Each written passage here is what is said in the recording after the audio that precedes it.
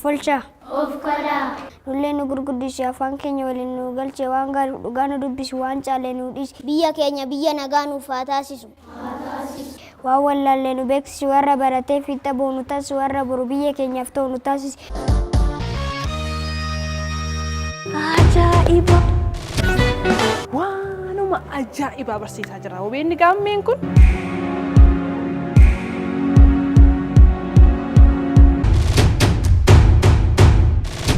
Waan guddatu ta'a jira.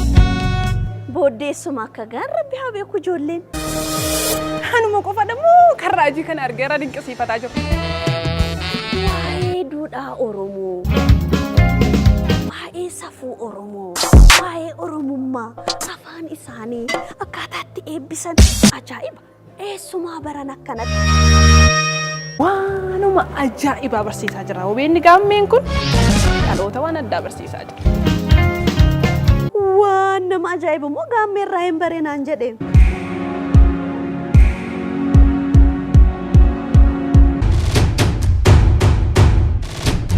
Mee hiriyyaan tiyya maskiin ishillee akkanumatti ajaa'ibinna ishilleen qophii san irratti hirmaattee turte mee isheen gaafadha.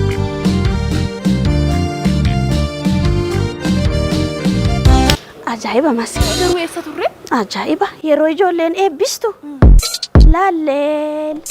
leel osuma jedhu yaadaan hin deeme beekta.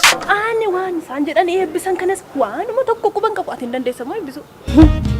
Na gaafattaay san qofa waan Oromummaa akka isaan itti beekan eessumaa bartan jedhee mucaa tokkotti siqee gaafadhe beekta. Tole.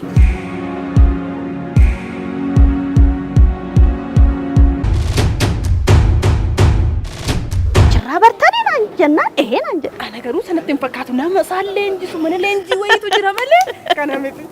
Ajaa'ibaan illee akkasumatti yaade hundaafuu garuu seenaa dhugaa fi barsiisaa eenyummaa fi aadaa beekumsa walii galaa duudhaa fi safuu yoo feetan immoo sirba waliin shubbisaa kan itti bu'aa.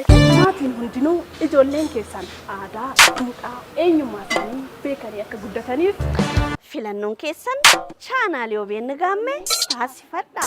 Gaammeen keenya sagalee keenya.